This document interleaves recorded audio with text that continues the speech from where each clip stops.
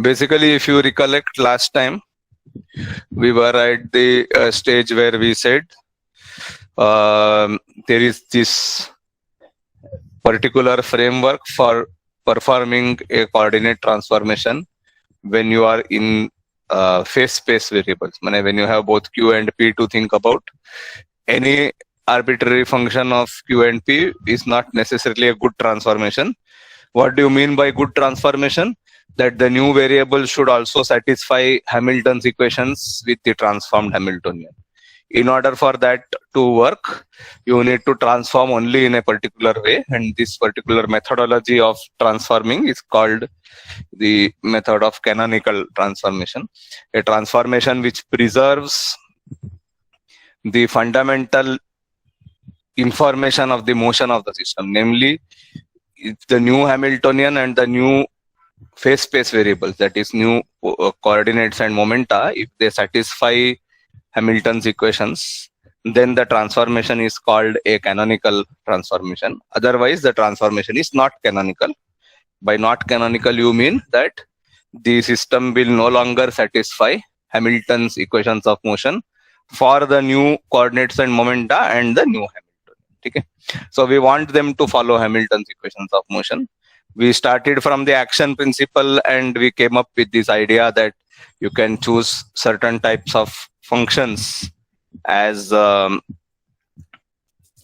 kind of generating functions for generating a transformation from one set of variables to the other. We also saw that if you are already given a transformation, if you are told capital Q, capital P in terms of small q, small p, you can check whether the new and old coordinates are related via a canonical transformation. There were certain conditions for that. These are conditions in the form of differential equations. We can also write the same conditions in the form of a matrix.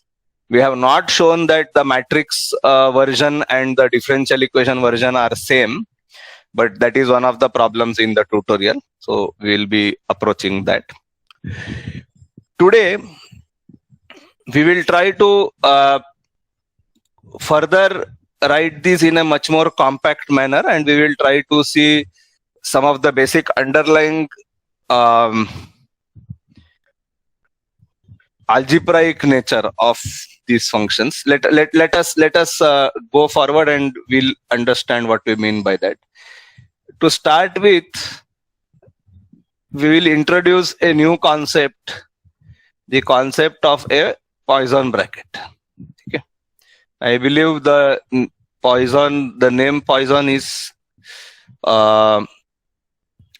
pronounced Poisson in French, but we are not French, so you can say Poisson bracket. Sorry.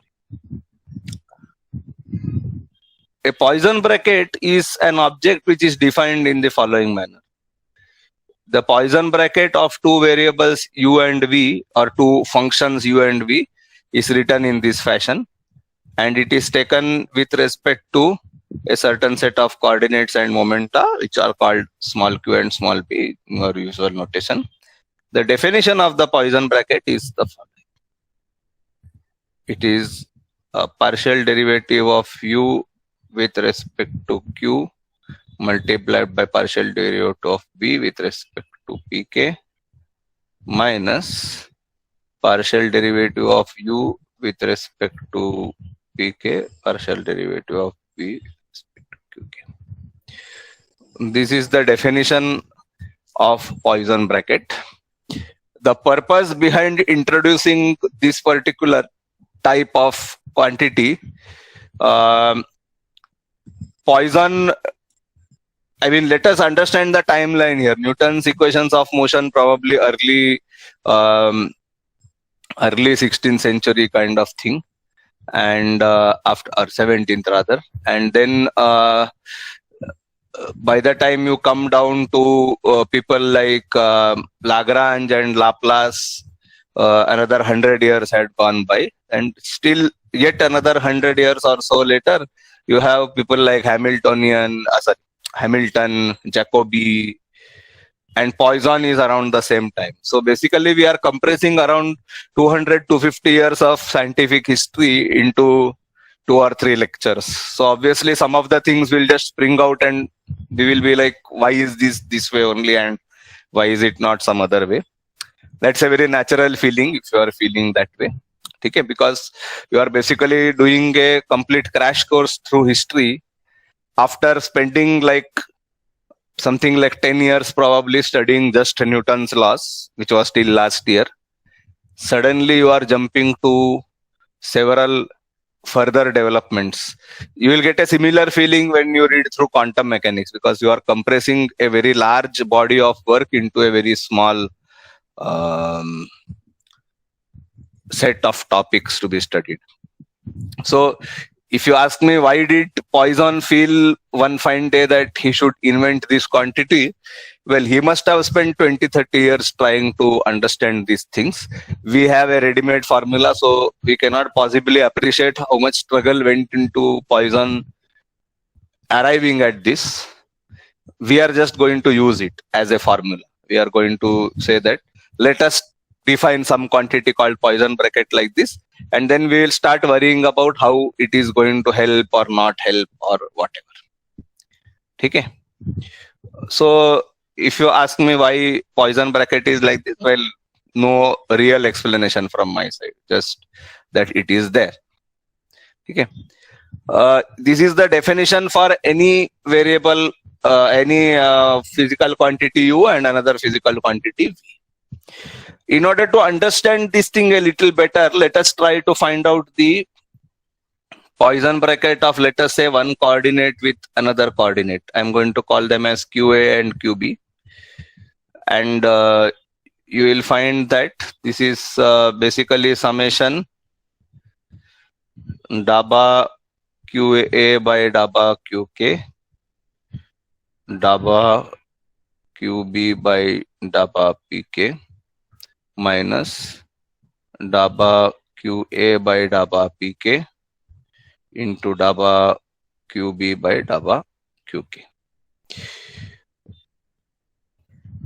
What will be this particular quantity? If you look at it carefully, then you can evaluate this. The coordinates and moment are independent of each other. Therefore, this term will be 0. Similarly, this term will also be 0. So basically, it is 0 minus 0, nothing more. Even though it looks very complicated, the end result you get is simply 0. So if I take the Poisson bracket of one coordinate with a different coordinate, then I end up getting 0. In fact, if I take the Poisson bracket of one coordinate with itself, I still end up getting 0, but that is a general property. Let us not worry about that. Any two coordinates, if we take the Poisson bracket of them with each other, you end up getting 0. Along the same lines, if you look at the relation for two momenta, you will find the same thing, because it will be daba PA by daba QK, daba PB by daba PK, minus daba PA by daba PK, daba PB by daba QK. Once again, this time it is the other two terms which go to 0, namely derivative of momentum with respect to coordinate is 0, and hence both the terms in the bracket end up being 0, and therefore you still have this quantity as 0. The third combination which we have not tried is some coordinate and some momentum, QA and PB. What happens in this case? Let us try to see. Basically, you have got daba QA by daba QK, daba PB by daba PK, minus daba QA by daba PK multiplied by daba PB by daba QK. In this also two terms go to 0, but they are both part of the second term. These two are 0, so that we know. What is interesting is what happens over here. What is daba QA by daba QK? What Sir? happens? Yeah, boli. Sir, is it 1? If A is equal to K, it is 1. For example, daba Q3 by daba Q3 will be 1. If A is not equal to K, it will be 0. Okay. So we have come across such a quantity which is 1 whenever both the indices are equal, and otherwise it is 0. It is called the Kronecker delta function. Have you ever come across the Kronecker delta function? Yes, sir. Okay. So the Kronecker delta is the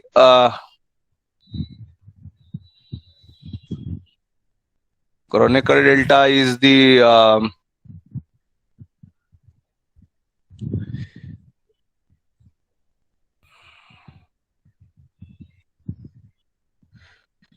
discrete equivalent of the Dirac delta. It is basically 1 only if the indices associated with it are equal, otherwise it is 0. It is just a symbol, not a big deal. What will be daba PB by daba PK?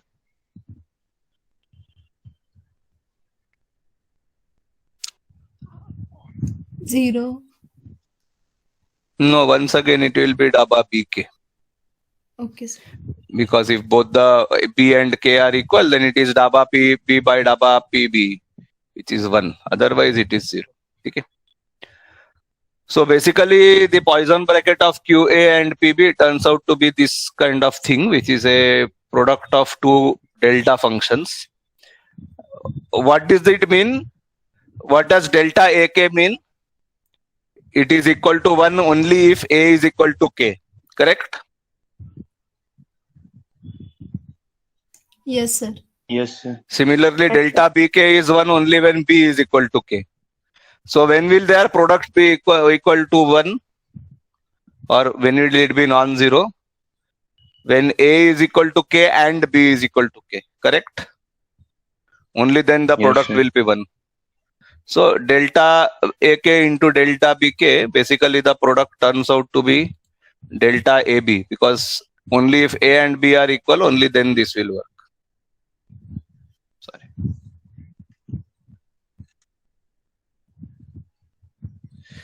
So basically the Poisson bracket of QA and PB, that is one coordinate and one momentum, is equal to 1 only if the coordinate and momentum are conjugate to each other. Otherwise they are 0. If you want to make sense out of these things, basically what you mean is that if we take X, Y, Z and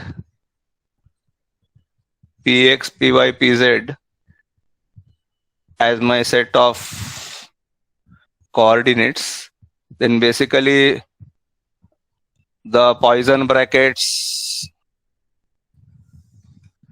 X with itself, X with Y, X with Z, etc. all of them are 0. Any coordinate with any coordinate, Poisson bracket is 0. Px with itself, Px with Py,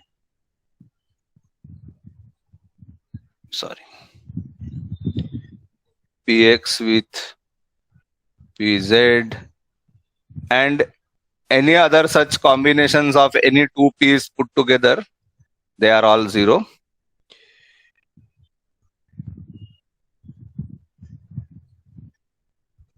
If the coordinate and momentum are associated with each other, means X and Px, Y and Py, Z and Pz, all these guys are 1. All other combinations, X with Py, X with Pz, etc. They are all 0. Only x and px Poisson bracket is 1, y and py Poisson bracket is 1, z and pz Poisson bracket is 1. Everything else is 0. Does this remind you of something?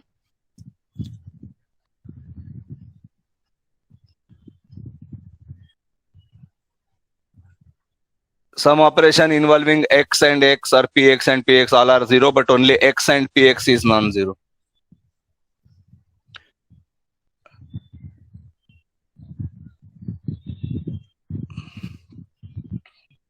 So basically the generalized version of this is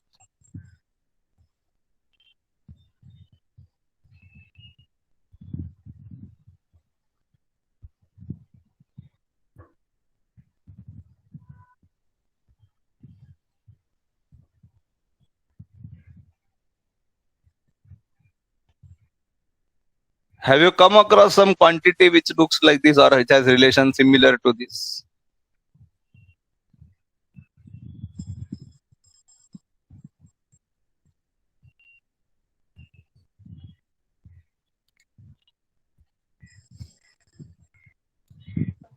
So, Hmm?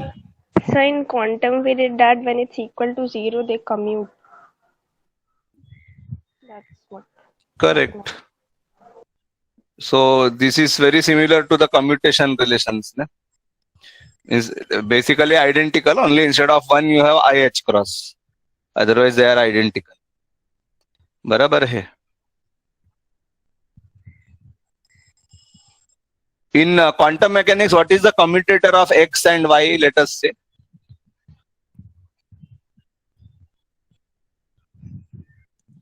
Or x and x or x and z, any of them.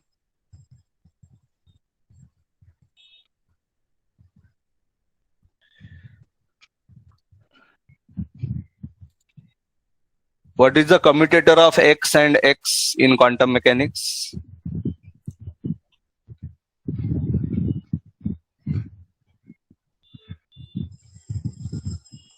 How do you define commutator in quantum mechanics?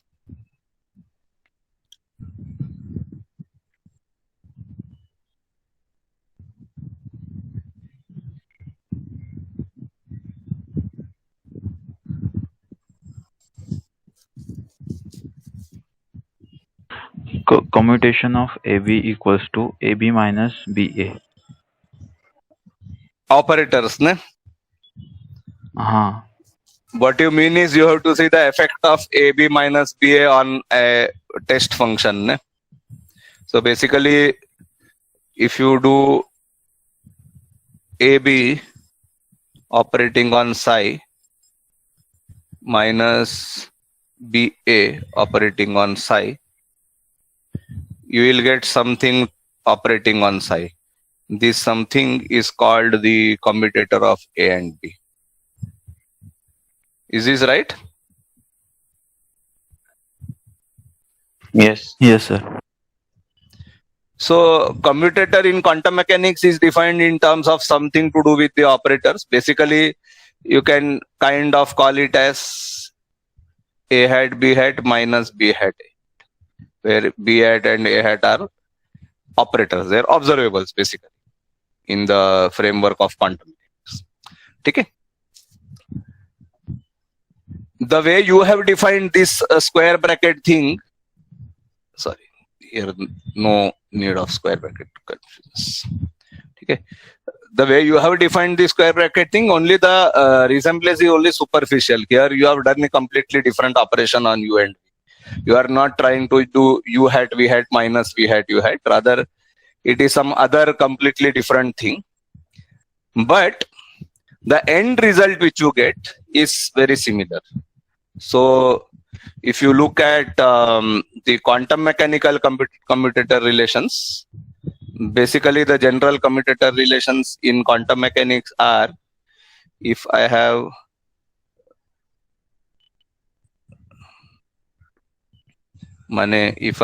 the position operators and the momentum operators, they always commute with each other, but the position operator and the momentum operator will not commute when they are both pertaining to the same degree of freedom. So you will get IH cross times delta A. This is the in quantum mechanics. Okay.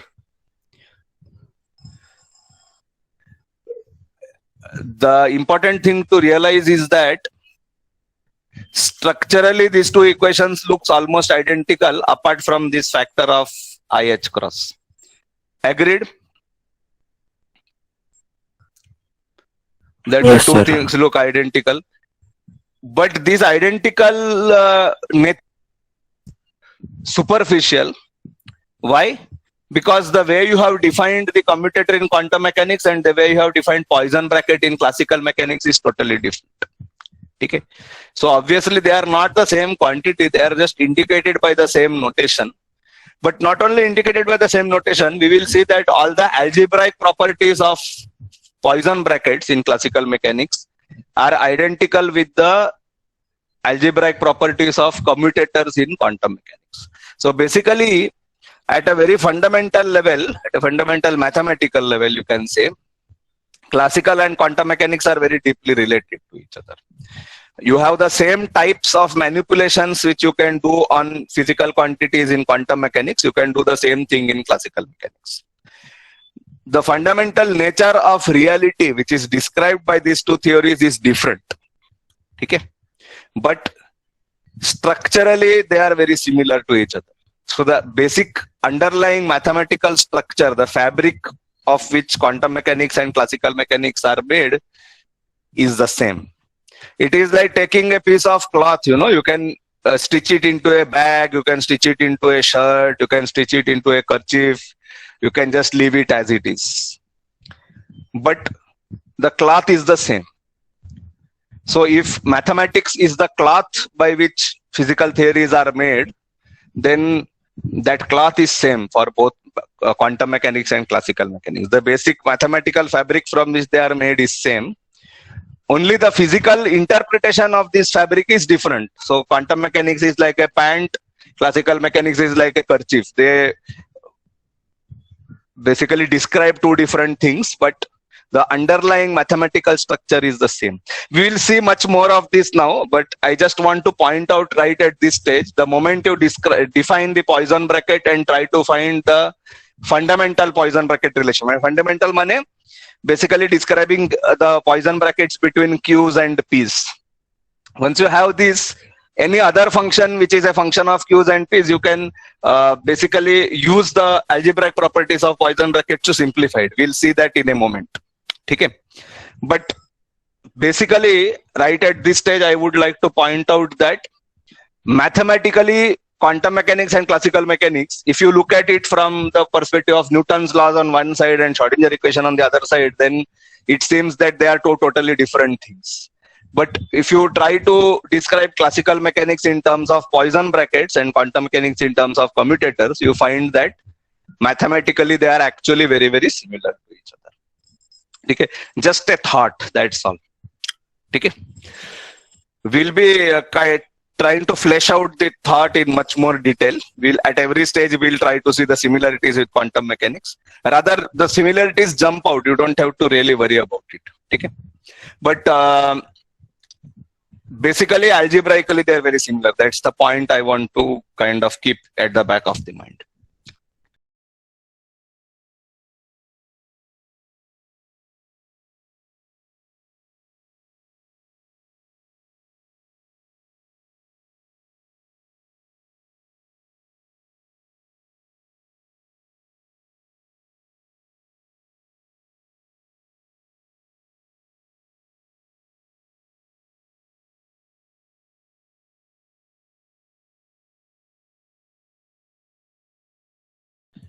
Okay, is this part okay? Any doubt here? No, sir. All right, it is very clear. Everyone is convinced that at least there is some kind of credibility to this idea that somehow classical and quantum mechanics are related when you look at it this way. I mean, does it make sense? What do you feel? Yes, sir. Yes, sir. मैंने not just because I am saying, मैंने equation looks similar तो इसके पीछे कुछ तो कारण होगा. This kind of thing, this kind of curiosity comes in the mind. बराबर है? Yes, Is sir. that right? Yeah. I think that is good. Now let us try to utilize what we had in our hand last time. That is the matrix kind of way of looking at Hamiltonian variables. And let us try to express the Poisson brackets in that kind of matrix language. So we will try to have the Poisson brackets in symplectic or matrix form. You can try to guess how this can be done. It's very simple. What is our definition of Poisson bracket? The Poisson bracket of some books use curly braces for Poisson brackets. I am following square braces. Similarly, in quantum mechanics, some books use square braces for commutators, some use curly braces. So it is entirely a matter of choice.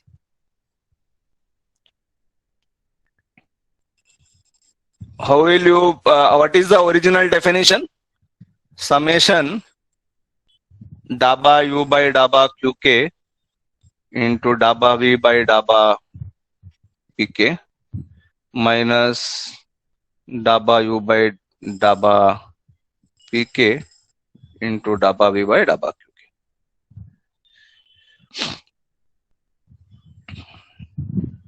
This can be written in the following manner. This is basically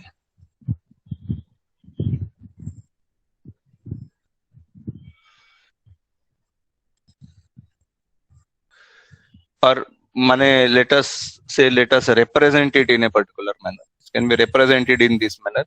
See, you have got these guys, daba u by daba q1 up to daba u by daba qn. All these guys are that. K1 runs from 1 to n. We know that. Then you have also got daba u by daba p1 up to daba u by daba pn. All these guys are there in the second term. You have these guys and you have these guys in this equation at various locations. Barabar hai? You have also got daba v by daba q1 up to daba v by daba qn. These guys sit in the second term. And you have also got daba v by daba p1 up to daba v by daba pn. All these quantities we have. Everyone agrees? We have them with us. We cannot help it. Barabar hai? Yes, sir. How are they related with each other? Basically, what you are doing is kind of cross multiplying. You say, let me take this guy multiplied by +1 multiplied by this guy. And so basically this guy multiplied by +1 multiplied by this guy. And the other guy multiplied by -1 multiplied by the other guy. Where have you seen this +1 -1 cross correlation? Can anyone tell? Recently. Hamilton's equation. Hamilton's equations of motion. And how did we kind of take care of this +1 -1 cross correlation? What did we use to represent that mathematically? We had used this matrix called the J matrix, if you remember. So if you take daba u by daba q1 up to daba u by daba pn, mane q1 to qn followed by p1 to pn, treat it as a row vector, let us say. Then you have this matrix which is the J matrix, so called.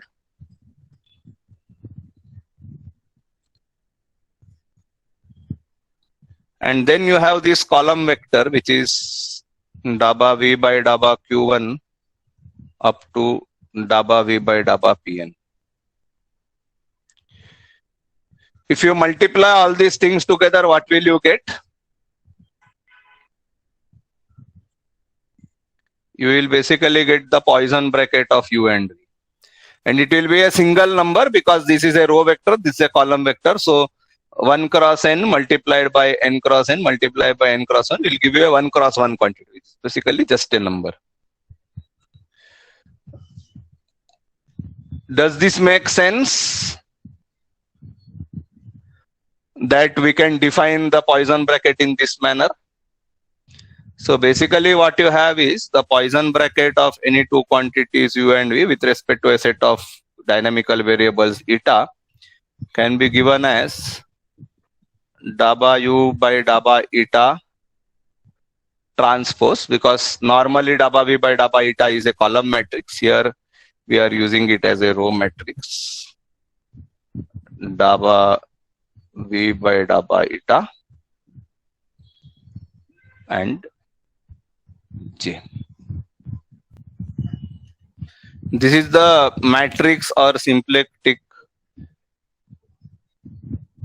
definition of a Poisson bracket. Basically, Poisson bracket of any two variables u and v can be written as dabba u by dabba eta transpose into J matrix into dabba v by dabba eta. We are going to use this to very good effect. So just I hope that everyone is convinced by this. Okay. If you use this,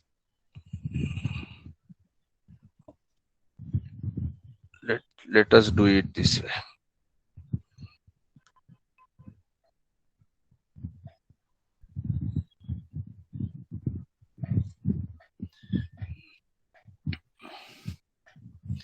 If you use this to try to find the fundamental Poisson brackets, basically Poisson bracket of eta with eta, what do you get?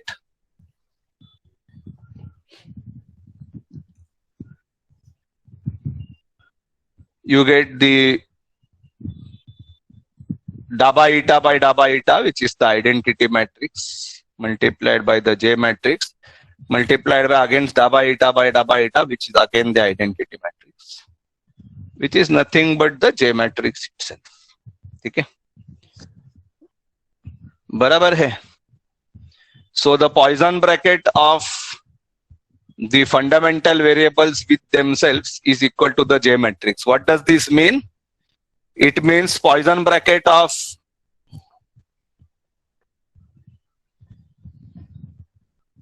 it basically means the Poisson bracket of any two, means one coordinate and one momentum will be equal to this, and that will also be equal to minus of the ulta, mane some other coordinate and some other momentum, PA and QB, because the J matrix has ones whenever there is a correlation from Q to P and minus 1 whenever there is a correlation from P to Q, this minus 1. And so you get this relation. This is a general property of all Poisson brackets. It can be easily verified from the definition of Poisson bracket. Basically, if you interchange u and v, what do you get? First term is dabba v by dabba q and dabba u by dabba p. Second term becomes dabba v by dabba p, dabba u by dabba q. That is just equal to the original one with a minus sign. So there is nothing surprising about this. And it also tells us that if there are any two QA and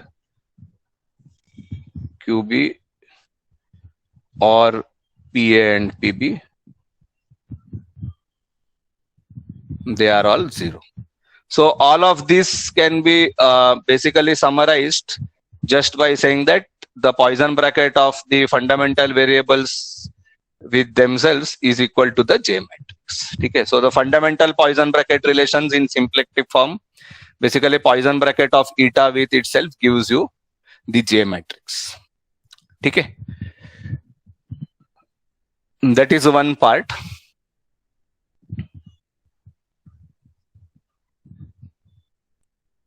Let us also consider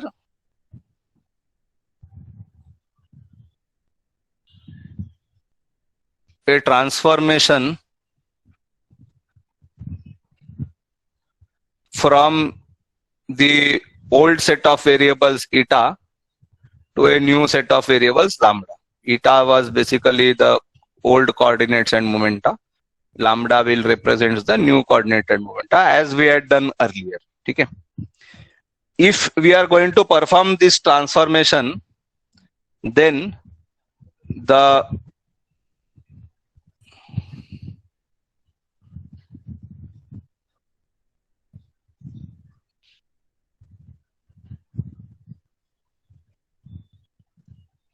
Poisson bracket of the new variables with respect to themselves will be what from the definition?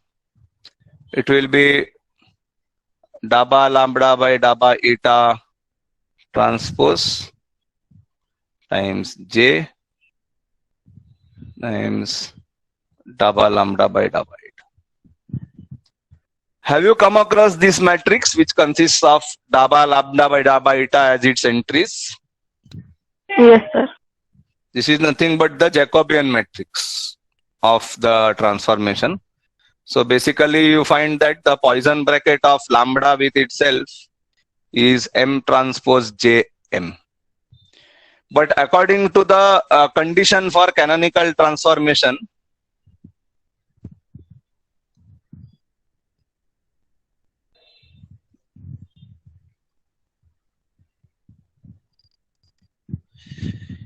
if the transformation from eta to lambda is a canonical transformation, then M transpose Jm should be just equal to J.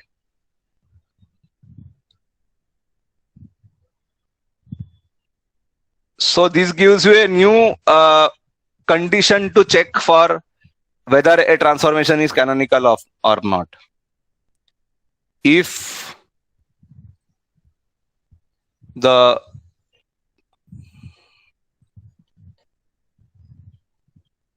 new coordinates and momenta satisfy this particular relation, then the transformation from eta to lambdas is a canonical transformation. So if someone comes and tells you these are my capital Q's and capital P's, all you have to check is what is the Poisson bracket between capital Q and capital P. If it is satisfying the conditions for the fundamental Poisson brackets, then you have a guarantee that the transformation is a canonical transformation. Otherwise, it is not. Okay. So basically, this is another condition, or one can call it the Poisson bracket condition for a transformation to be canonical.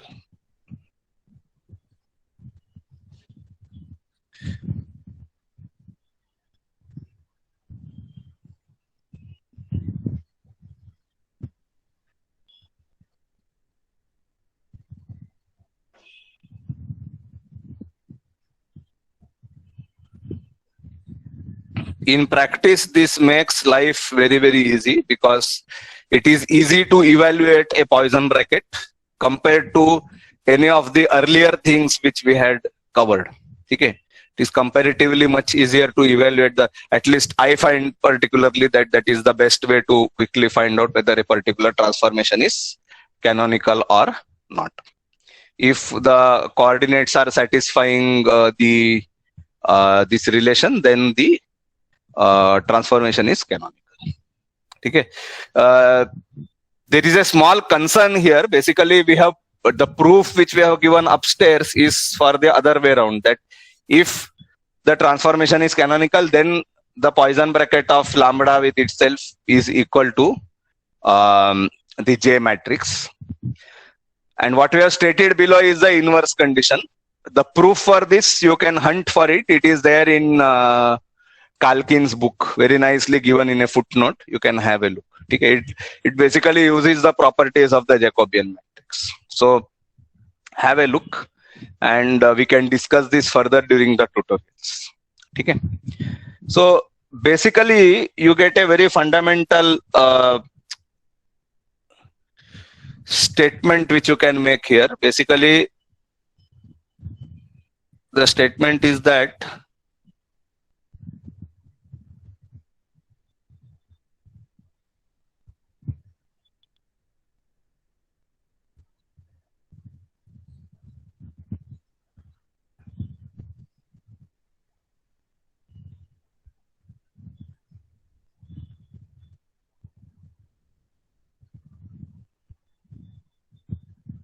fundamental Poisson brackets are canonically invariant. What you mean is when you do a canonical transformation, the value of the fundamental Poisson bracket does not change before and after the transformation. This is a very good thing because that means that when you are computing Poisson brackets, you don't have to worry about what are the variables in terms of which you have expressed. If there are if there is a fundamental variable capital Q, capital P, then always if the transformation is canonical, then automatically it is guaranteed that capital Q and capital P Poisson bracket will be delta AB. Okay, capital QA and capital PB. So it doesn't matter whether you express capital Q and capital P in terms of small q and small p, or you keep them as it is. Okay. Is this okay?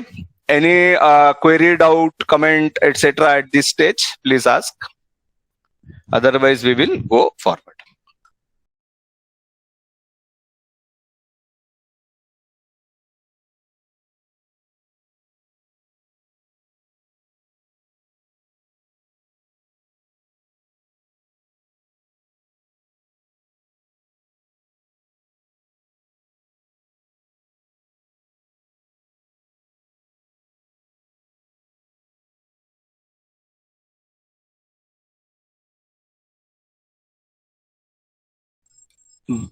Basically, our next step is to ask the question,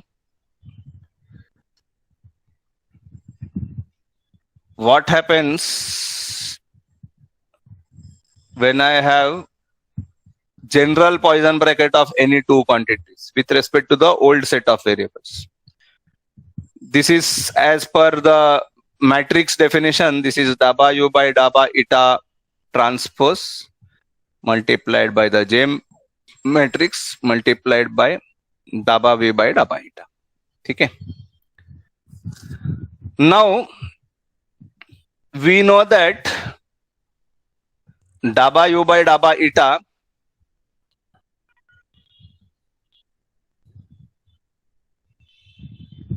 basically let us write it this way.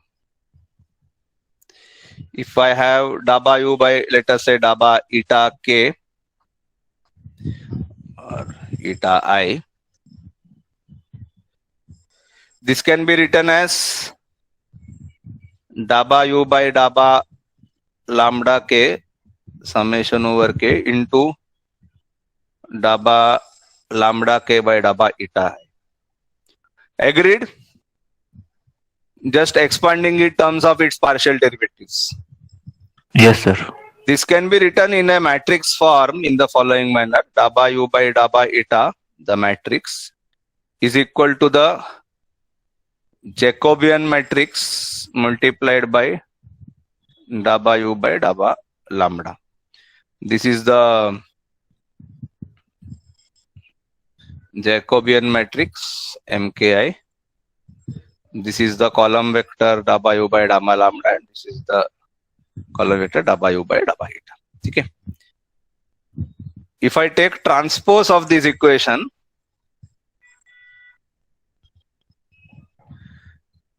I will get daba u by daba eta transpose is equal to daba u by daba lambda transpose multiplied by M transpose.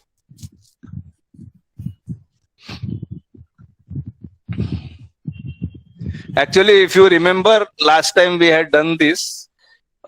Here you will have M transpose and here you will have M. Doesn't matter, it's a minor thing, but basically, since the shared variable in this is the lambda and lambda, we had done this last time. And therefore, this will be M transpose and not M as per the definition. So the transpose of this will be this. And if you extend the logic to V, then dabba V by dabba eta will be M transpose times dabba V by dabba lambda. If you substitute these two expressions over here, then basically you end up with the following.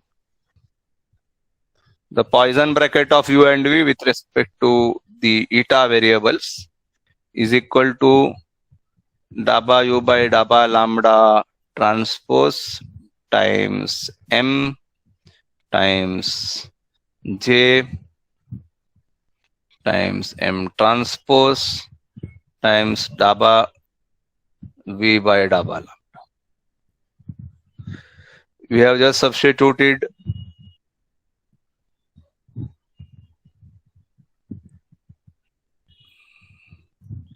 these three quantities.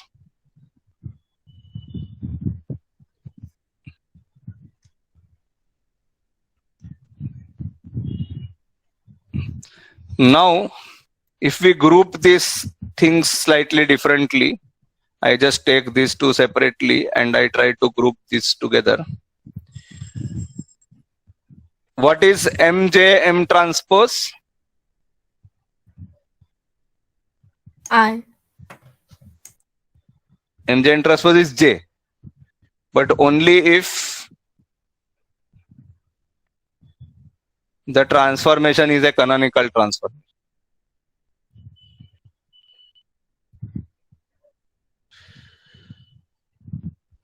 So if the transformation is a canonical transformation, then the Poisson bracket of this guy with respect to U and V, of U and V with respect to the old variables is same as the Poisson bracket of U and V with respect to the new variables. This is the definition of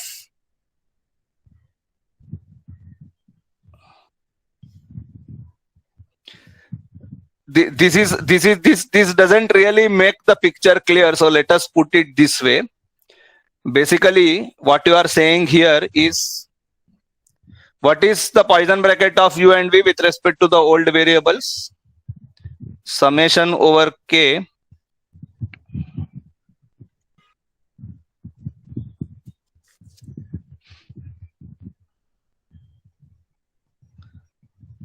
dabba U by dabba QK dabba V by dabba PK minus dabba U by dabba PK dabba V by dabba QK.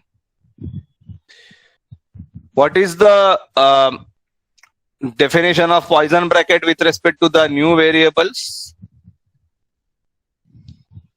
Dabba U by dabba capital QK dabba V by dabba capital PK minus dabba U by dabba capital PK dabba V by dabba capital QK. So basically, once you have found two different sets of variables which are related to each other via a canonical transformation, then the Poisson bracket can be evaluated using any of these set of variables, whichever is more convenient. For example, if U and V are originally functions of small q and small p, and if you can do a canonical transformation where, let us say, V doesn't depend on capital P anymore. Okay, V only depends on capital Q. It is a function only of the new coordinates and not of the momentum. Then you have a big advantage in evaluating the Poisson bracket, because half the terms will simply go to 0 and you have to evaluate only the other. My point is that you can simplify the evaluation of the Poisson bracket by clever choice of coordinates, and this is very useful from the problem solving viewpoint as well as conceptually. Conceptual part we will explore a lot, some of it at least today and later also. But basically the thing is that the Poisson bracket in general, basically all Poisson brackets are canonically invariant, which means that I can evaluate the Poisson bracket with respect to any set of variables I want, as long as those variables are linked to the original variables via a canonical transformation. Okay. So once I have established that capital Q and capital P satisfy the fundamental Poisson bracket relations, I can evaluate any complicated quantities Poisson bracket in terms of capital Q, capital P instead of small q, small p. Okay. So once I have got a canonical set of variables linked to the original variables via a canonical transformation, I can always use that to evaluate the Poisson bracket. Okay. So the Poisson brackets are canonical invariants. In other words, any Poisson bracket of any two quantities, it doesn't matter whether you evaluate it in terms of one set of variables or another set of variables. This gives us a very strong motivation. Basically, earlier, if you remember, we had this problem that if I have Hamilton's equations of motion satisfied for one set of variables, it may or may not be satisfied for another set of variables. That is why we came up with the whole concept of canonical transformations. So basically, the Hamiltonian, it depends on the set of variables used. It can change depending on whether you have a different set of variables which you are using. Mane Hamilton in terms of small q's, what we called last time Hamiltonian, the K function of capital Q and capital P could be different from each other. So Hamilton's equations of motion are also subject to change because the Hamiltonian itself is subject to change depending on your choice of coordinates.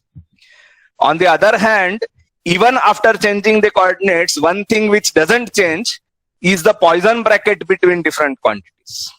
Okay. So we have a very strong motivation. If we can write down the equations of motion in terms of Poisson brackets, then your life will be very good, because once you have written down that equation, then you are done like forever, because you have got a set of equations of motion which cannot depend on the choice of variables, because the choice of variables doesn't change that particular equation of motion, because that particular equation of motion is in terms of Poisson brackets. Poisson brackets are canonically invariant. So when you transform from one set of variables to the other, the Poisson bracket won't change. Other things may change and complicate life for you. The Poisson bracket won't change, and therefore that's a useful property of the Poisson bracket. Okay. This is one idea which basically one has to look for. Okay. And this is a very useful thing which basically comes up when you are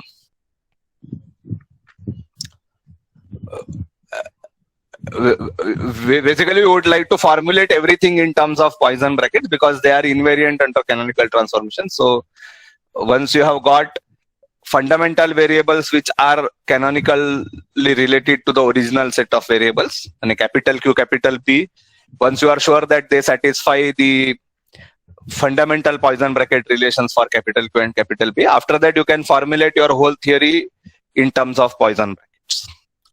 Okay. Just a thought. Is this part okay for everyone? Is it fine?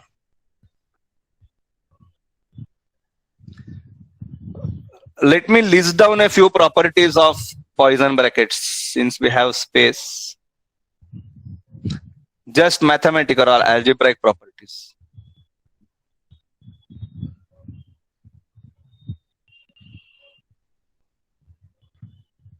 And basically this algebra is the same algebra as followed by commutators in quantum mechanics. So you can actually use all these relations in quantum mechanics once you have written quantum mechanics in terms of commutators. So the mathematical underlying structures of both the theories are very similar, even though the physical part is different.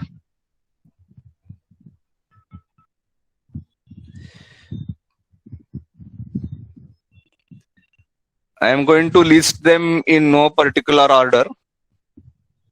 The Poisson bracket of every object with itself will always be 0. This is because of the definition. Basically, they will just cancel.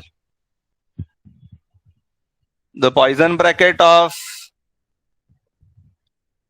two objects is minus of the same two objects taken in reverse order. This is general property. Again, if you substitute v instead of u and u instead of v, you will find that immediately this is true. Okay. All of this can be verified just by plugging it into the main expression. Okay. The Poisson bracket of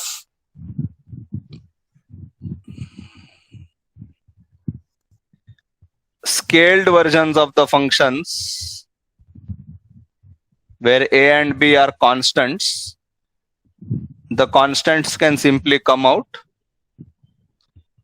and you will get the original Poisson bracket.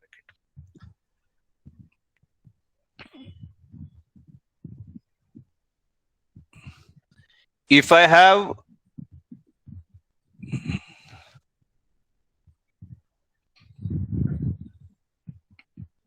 a Poisson bracket of one function with the product of two functions, then this can be written in the following manner.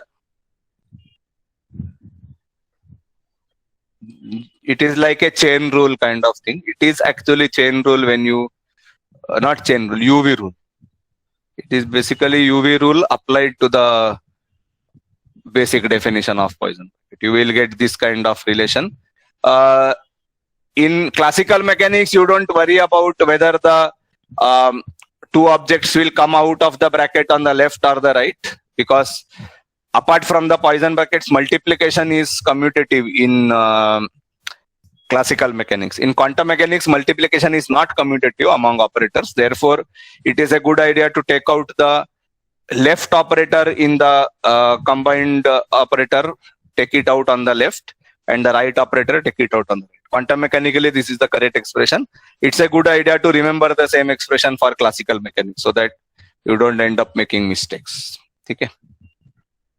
A fifth property of Poisson brackets, which is non-trivial to demonstrate, is basically that if I have three quantities, any functions of q and p, then this will always be true, that the cyclic sum of these nested Poisson bracket of three quantities. What do you mean by cyclic sum? You keep shifting them amongst each other till you have all combinations.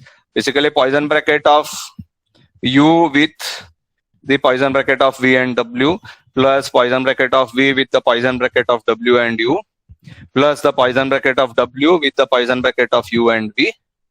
Summation of all these three is equal to 0. This particular property is called the Jacobi identity.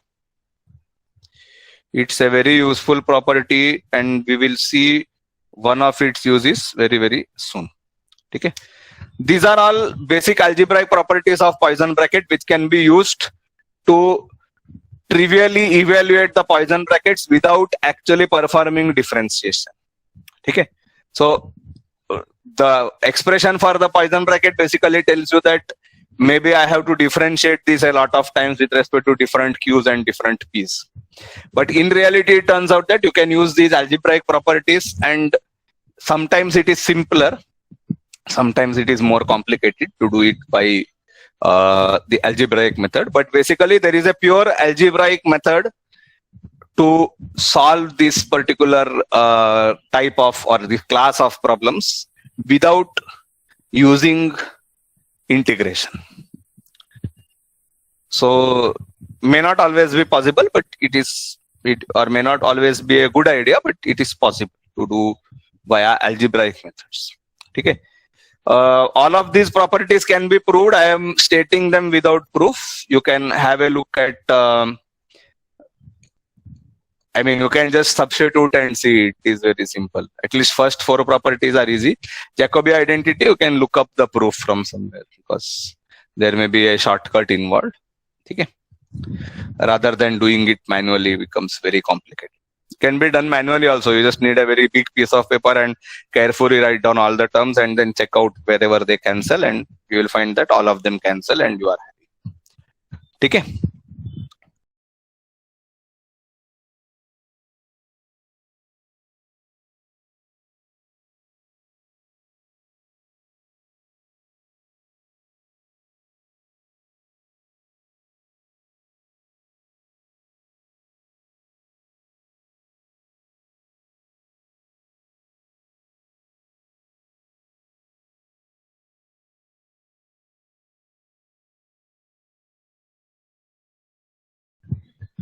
Is this okay? Shall we go further? Yes, sir. Yes, sir. Yes, sir. All right. Let us move further. Our next step, as we mentioned, is to obtain the equations of motion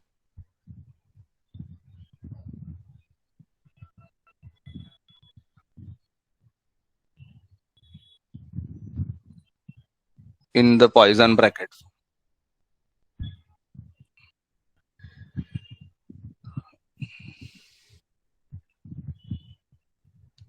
Let us look at this in a general manner. Consider any function u. How will you get du by dt? U is a function of, let us say, the coordinates and momentum, and probably time. What will be the derivative? You can expand it in terms of partial derivatives. You will get daba u by daba qk into qk dot plus daba u by daba pk into pk dot bracket closed plus daba u by daba t. Correct? Now what is qk dot according to, yes, bolo? No, sir. हाँ, qk dot का क्या है in Hamilton's equations of motion? This is just plus daba h by daba pk. And what is pk dot? Minus daba h by daba qk. If you substitute this here, what do you get?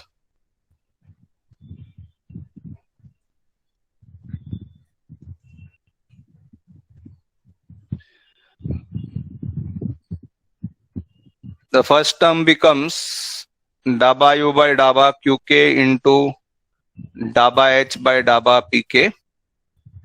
Second term acquires a minus sign and it becomes daba u by daba pk into daba h by daba qk. What do you think this is? Or what does it look like? The bracketed term?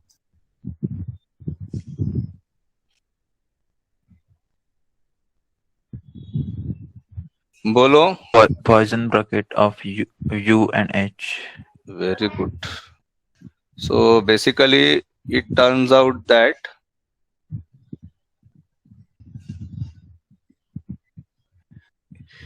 and especially if u is not a explicit function of time, then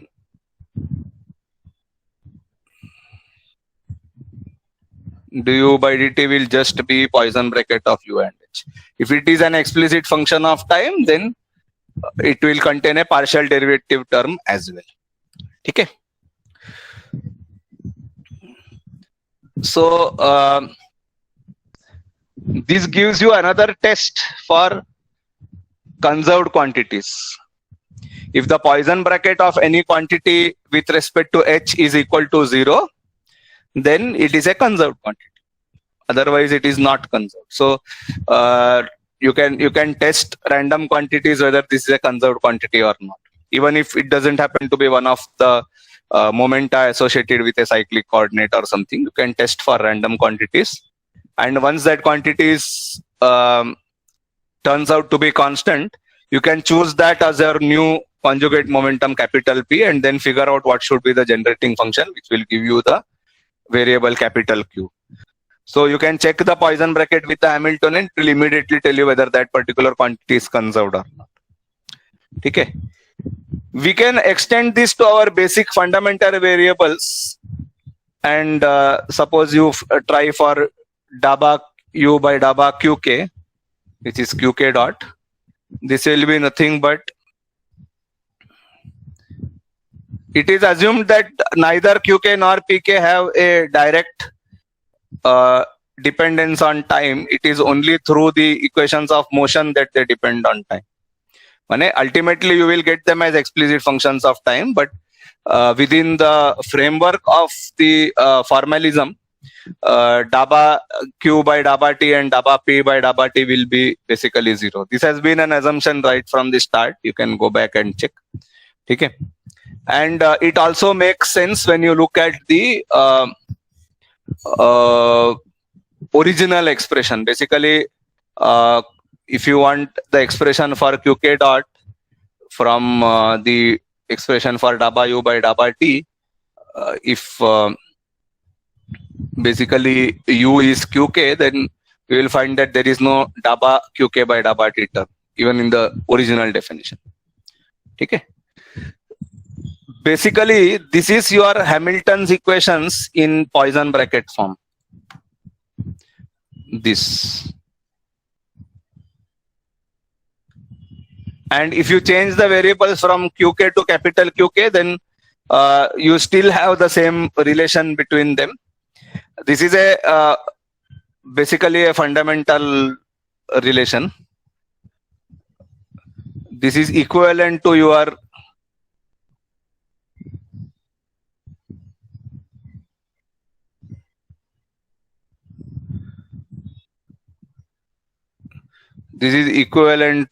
this.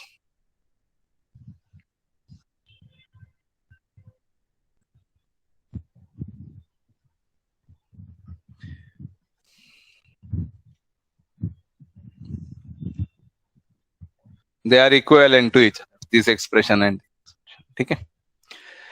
Okay. When you look at this particular equation and you look into your quantum mechanics part, basically you will find that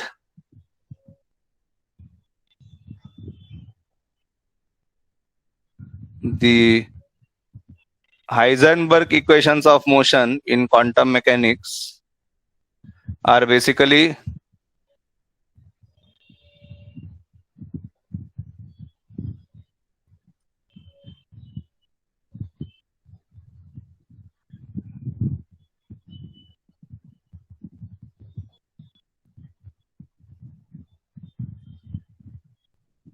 Are you aware that in quantum mechanics there are three basic approaches? One is the Schrödinger approach, one is the Heisenberg approach, and one is the so-called interaction or Dirac approach. Have you come across these things? Yes, sir. Yes. Yes, So sir. the Schrödinger approach is basically to treat the time dependence part as a property of the wave function, and the operator basically then becomes a time independent entity. Basically the idea is, when you find an expectation value in quantum mechanics, you have got psi function of r bar into its time dependence, which is e to the power minus I by h cross times the Hamiltonian times t. Then you have got the operator. Then you have got e to the power plus I by h cross times the Hamiltonian times t. And then you have got the Ket vector. This is how you calculate expectation value in quantum mechanics. Ne? Yes, sir. So basically, the Schrödinger approach is to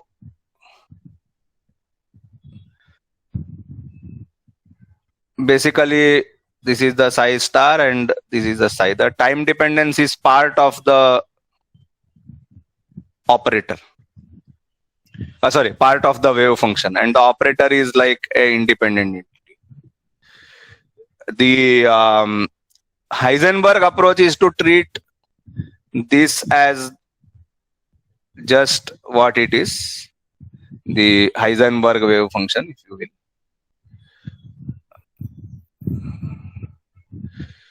And treat this guy also as the complex conjugate Heisenberg wave function, and treat this guy as the operator. So basically, in the Heisenberg approach, you are worried about the time evolution of the operator, and the wave function is just a static thing which doesn't have a time dependence. Okay. The Dirac picture basically splits the time dependence in two parts, gives part of the time dependence to the operator and part to the wave function. This is a very useful approach sometimes. Okay. For example, when you are studying transitions in atoms, you need this kind of approach, which is called the interaction picture, because it deals very nicely with interactions with external fields. Anyway, this was extra lesson in quantum mechanics. But basically, in the Heisenberg approach, you are dealing with time evolution of operators, and hence the fundamental variables, when you try to look at them as operators, you get this particular set of equations. These are all operators. So the square bracket here is not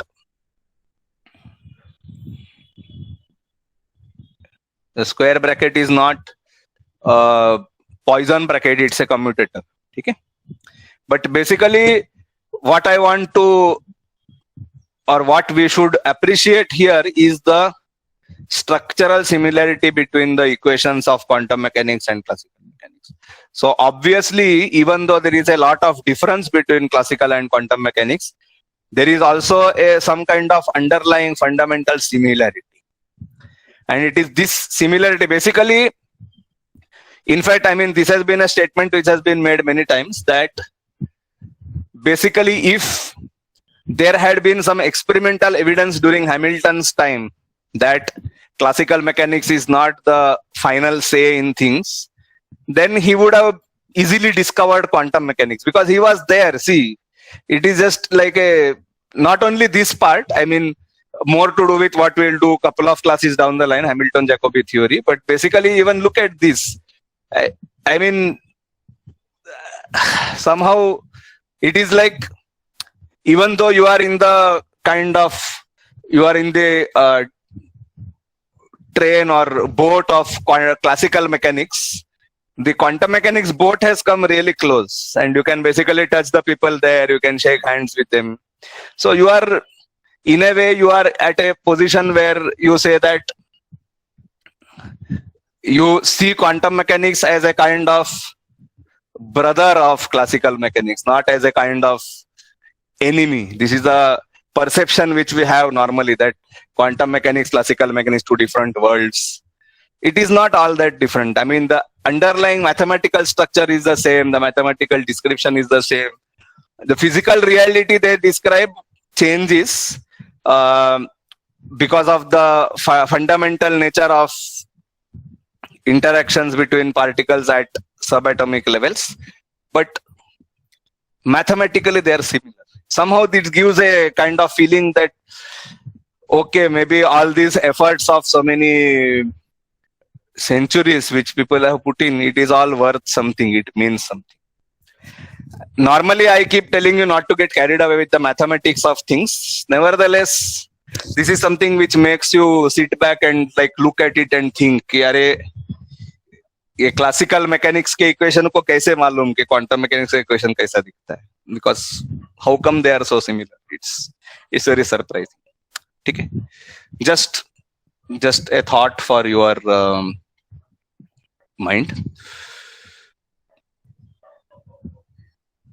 We were talking about conserved quantities. Let me add a small point here.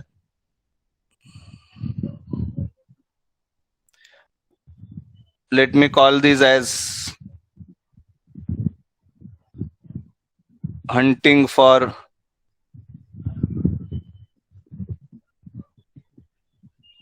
new constants of motion. By constants of motion, it means when the system is moving, that thing remains constant. So basically what you mean is hunting for conserved quantities.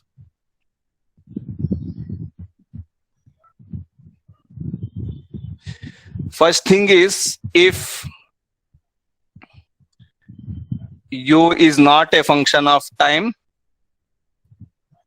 and the Poisson bracket of u with the Hamiltonian is 0, then u is conserved. This is what we discussed a few minutes back. Okay. If u is not explicitly a function of time and its Poisson bracket with the Hamiltonian is 0, then u is conserved, because du by dt will be 0. Okay. Second thing, if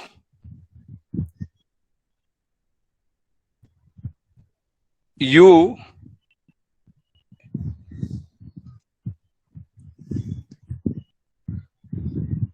and v are both conserved. Suppose you have a system where you know that two quantities are conserved. Okay. Then if you have a third quantity which is the Poisson bracket of u and v, that will also be conserved. Let me repeat the statement first. If u and v are both conserved quantities, already you know that they are conserved. Then if you take the Poisson bracket of u and v, that guy will also be conserved.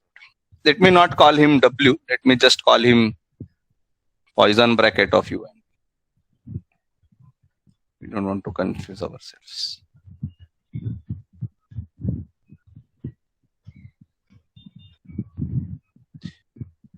This is not at all obvious because ये किधर से आया? This is a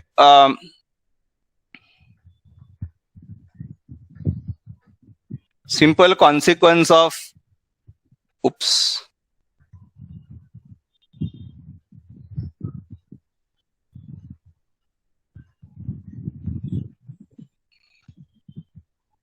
The Jacobi identity. What was the Jacobi identity? Consider u, v and the Hamiltonian as three quantities. And the Jacobi identity says that Poisson bracket of u with v comma h plus Poisson bracket of v with h comma u plus Poisson bracket of h with u comma v will be equal to 0. Correct?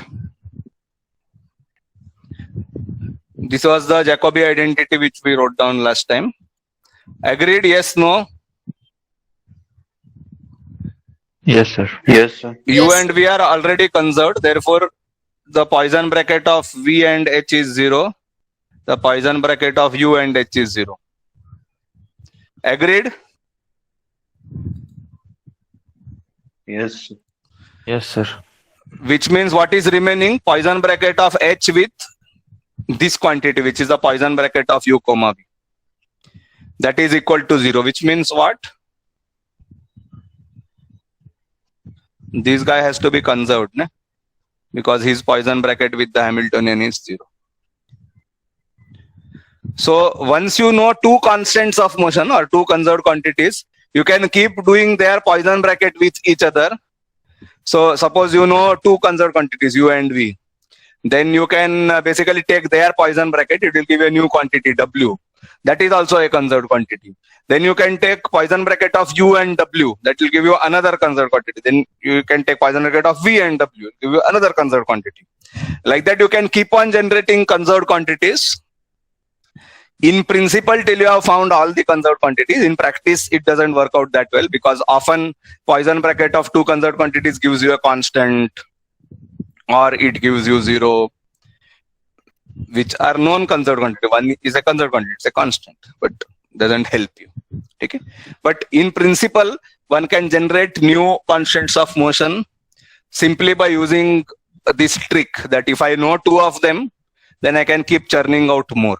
Okay, sometimes this works very nicely. It generates, means it gives you information about new constants of motion which you wouldn't have been aware otherwise. Okay. Classic example, we have not done that, but the Poisson bracket relations for angular momentum, which is the same as commutator properties, at least algebraically. So Poisson bracket of Lx, Ly will give you just Lz. So if Lx and Ly are conserved, then Lz is automatically conserved. So basically, two components of angular momentum being conserved is sufficient proof to show that angular momentum as a vector is fully conserved. Okay.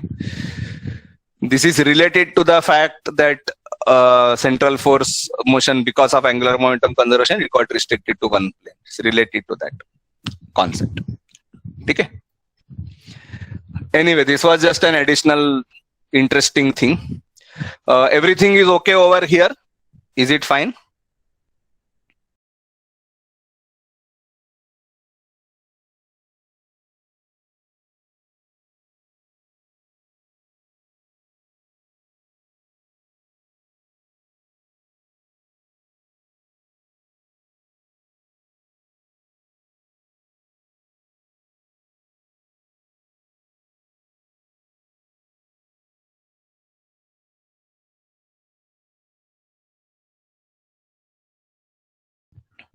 All right. Let us do one more topic before we stop. I would be overshooting my time by around 10-15 minutes. Okay? I am informing you about it. And we'll try to do this in a as simple a way as possible. All right. Let us now visit our world of infinitesimal canonical transformations.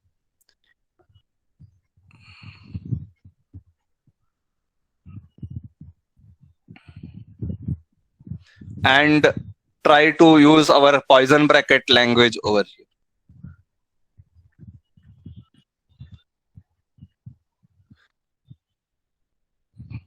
If you remember, last time we had connected the generating function approach and the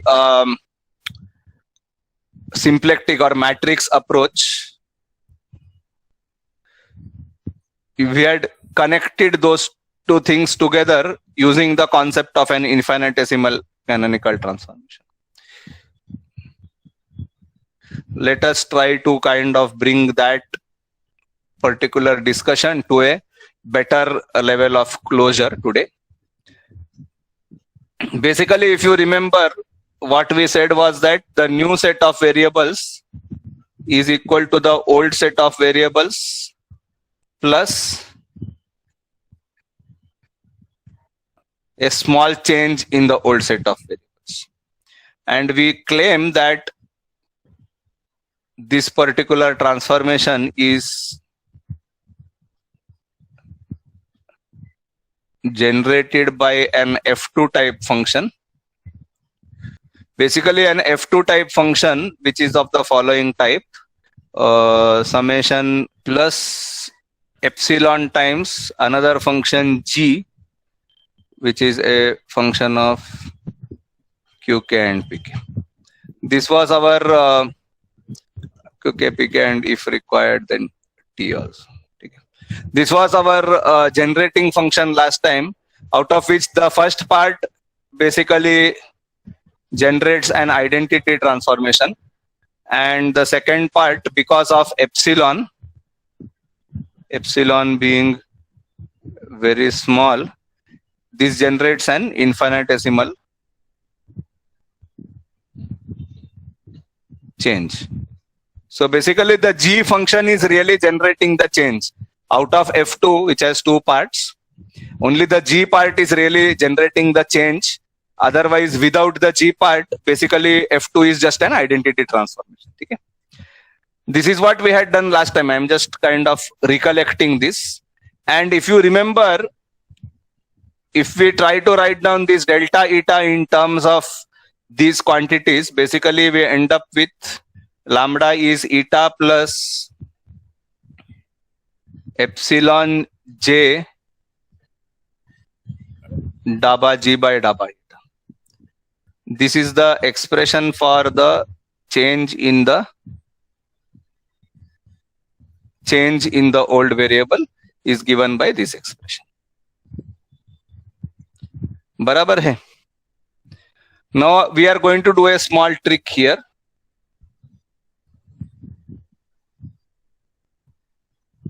So let me take eta on the other side. So I will get delta eta is equal to what? Epsilon into j into dabba g by dabba eta. बराबर है. Let me write one more term over here, which will be an identity matrix, dabba eta by dabba eta. And let me put a transpose, doesn't matter. Okay. What is this new thing I introduced? It is just derivative of eta with respect to itself, which is just the identity matrix. Is that okay?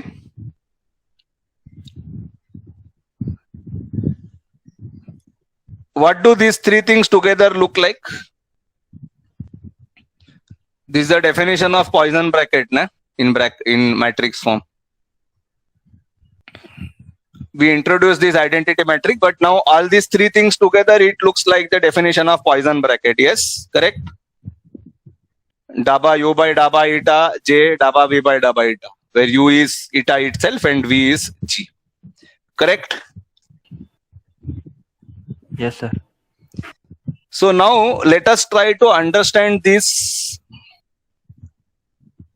in physical terms. What is this?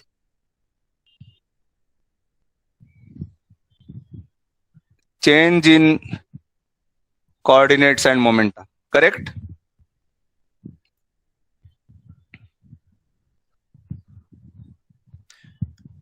What is this?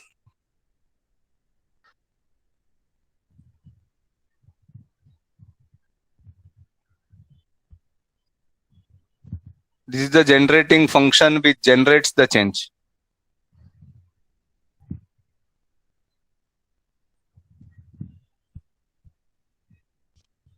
Because without the g function, what is this original generating function? It is just an identity function.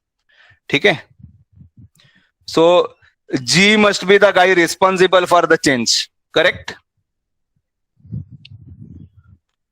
Yes, no? Yes, sir.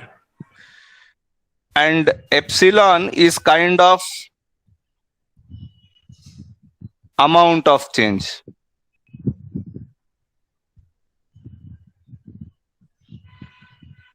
Means it is a number which controls how much it is changing. It is changing more, it is changing less. बराबर है. So the change in the coordinates and momenta is equal to the amount of change multiplied by the Poisson bracket of the coordinate and momenta with respect to the generating function, or Poisson bracket with the generating function.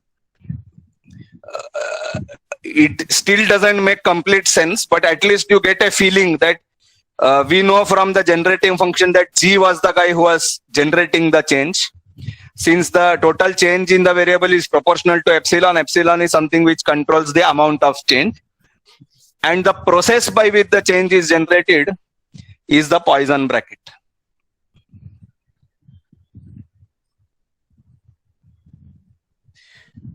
At least like vaguely this makes sense.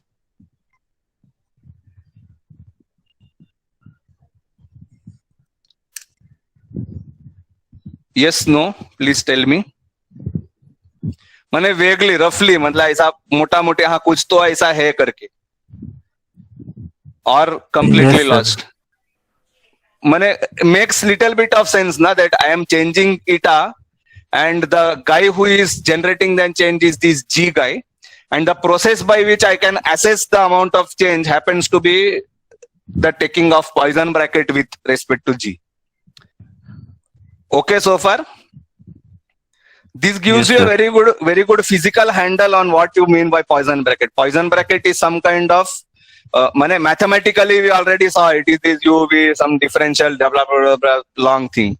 Physically, the Poisson bracket seems to be some kind of process of change or process of evolution. It is some kind of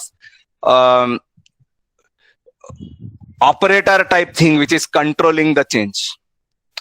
Okay. So the physical interpretation of the Poisson bracket seems to be that the Poisson bracket with a generating function thrown in as one of the entries. The second entry in the Poisson bracket is a generating function. Basically, if you try to look at it in this way, this guy is like a change operator.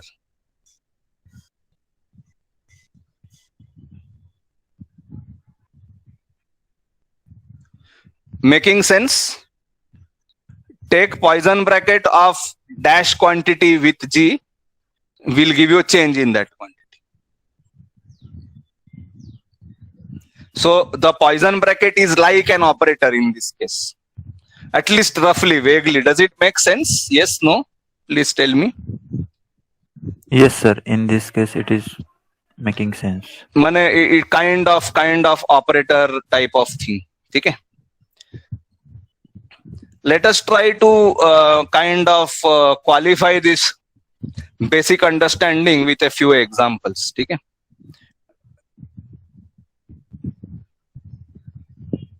The fact that you are going to call it operator, let us take a few examples to kind of how does this work really. Okay? First example, let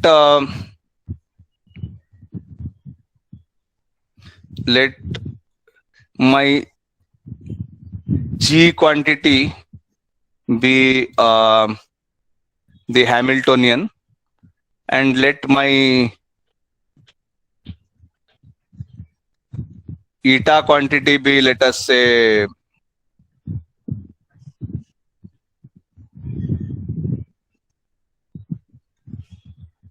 eta can be anything, doesn't matter. Okay. If G is the Hamiltonian, what do you get? Delta eta is equal to epsilon times,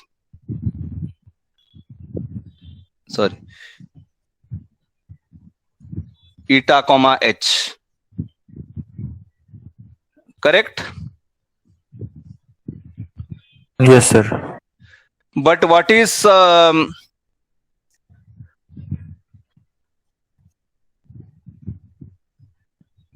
delta eta normally? One can also write for comparison, delta eta is equal to eta dot into delta t. I mean, roughly, is velocity into time is equal to change in the displacement, that kind of thing. If you compare these two things, okay, then basically what is eta dot? Eta dot is just Poisson bracket of eta with h plus dabba eta by dabba t. Assume that dabba eta by dabba t is 0. I mean, there is no implicit time dependence of eta. Then basically what you end up getting is that the eta small change is nothing but delta t. So delta eta is equal to delta t times Poisson bracket of eta with h, which means that the Hamiltonian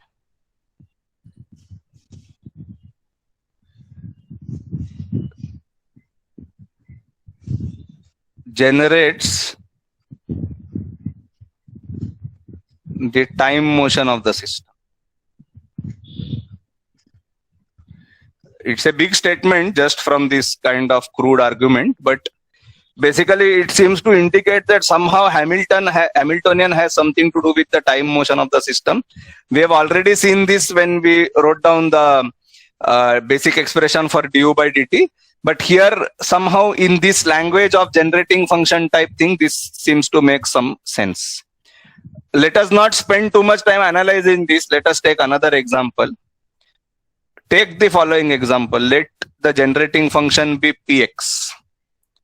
Okay? And let eta be x. Then what do you get? Delta x. Sorry.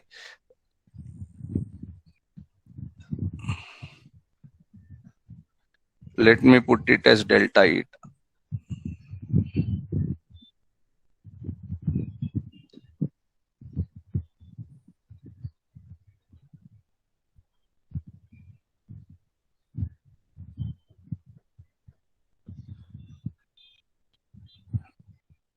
बराबर है.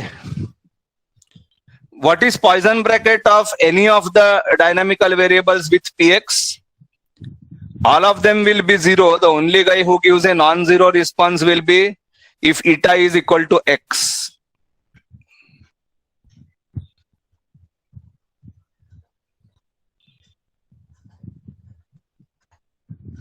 What is Poisson bracket of x with px? It will be 1. Therefore, epsilon in this case represents delta x, which means that in the same language which we have used earlier, linear momentum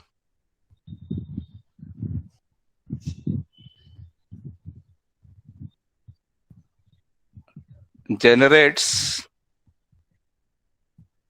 linear displacement.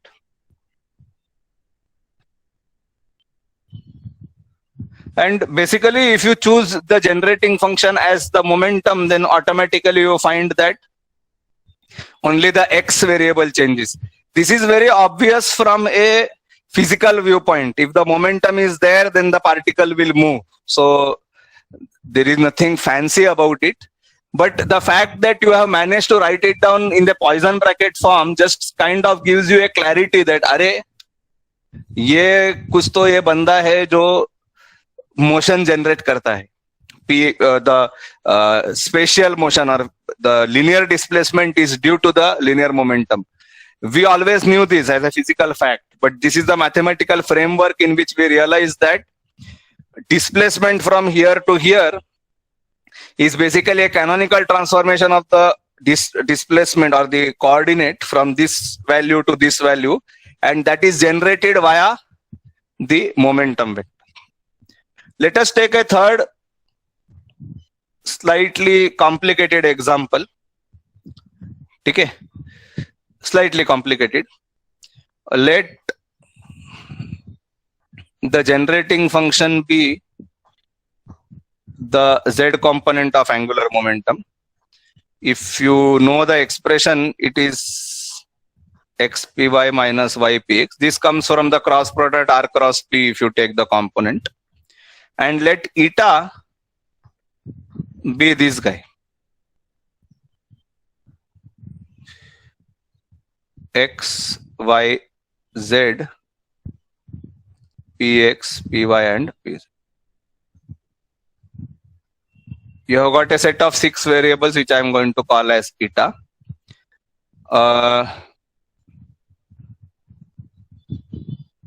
Let me just take the following Poisson brackets.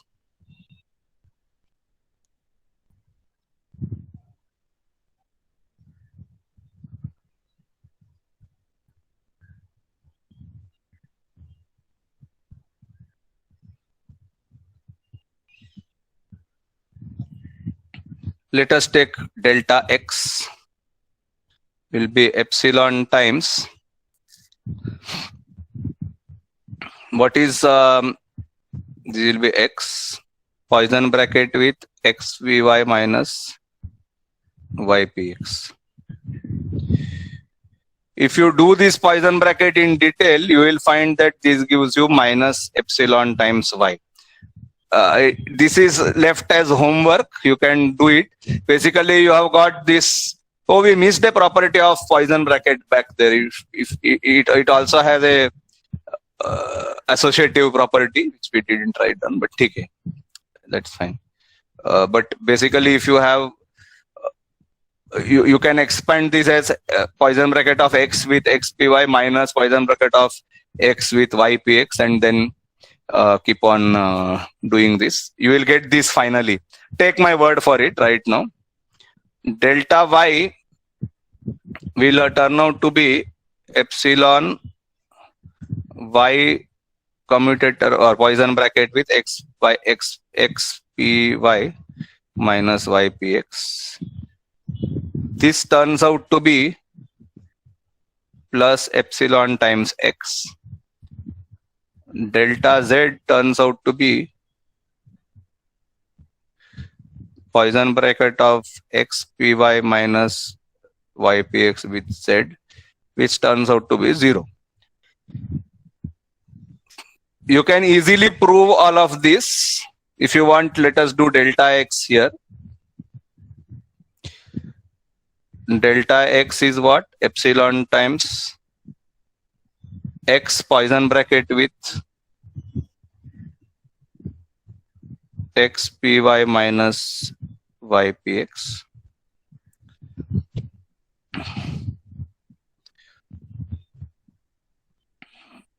Which is basically epsilon is common.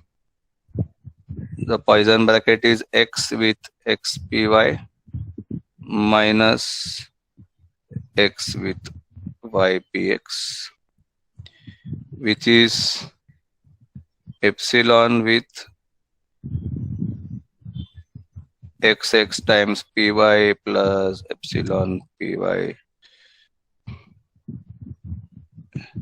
Sorry, epsilon x with py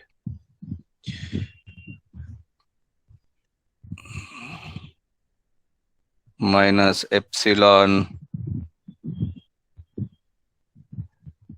xy px minus epsilon y x px. These are all using standard algebra properties of Poisson brackets. These three Poisson brackets become 0 because they are of non-conjugate variables. The fourth one becomes 1, and you end up getting delta x is minus epsilon y, which is what we have written down here. Others are done similar. What do these three things mean together? What is delta x? Delta x is capital X minus small x. Basically, the new value of x minus the old value of x. So basically what you are saying is that the new values of x, y, z, capital X, capital Y, and capital Z, they are equal to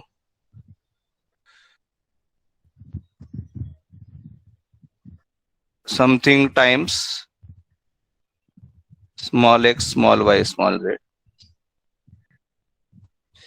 And if you write it down clearly, capital X will be small x minus epsilon y. Capital Y will be epsilon x plus small y. And capital Z will be same as small z.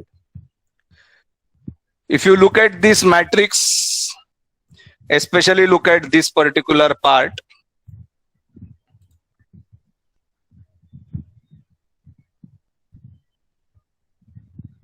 what does it look like? Basically, it is 1 minus epsilon plus epsilon and 1. Okay? This is an approximation of cos epsilon minus sin epsilon cos epsilon. ये कभी देखा है क्या? Cos theta minus sin theta cos theta. It is a rotation matrix by rotation angle epsilon. You must have done this in coordinate geometry, in mathematics, in 12th standard probably, then you must have done it at various times. Latest when you should have done it is during your mathematical methods course, but anyway. The thing is, basically if you multiply, basically what do you get? New x is equal to old x into cos theta minus old y into sin theta, and new y is means old x into sine theta plus old y into cos theta, that kind of thing. Okay. Basically, this is a rotation matrix in the xy plane. Okay. This represents rotation in the xy plane.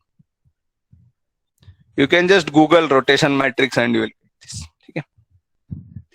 Because the epsilon is a very small quantity, you get it in terms of infinitesimals, but it is an approximation of this guy, which means that basically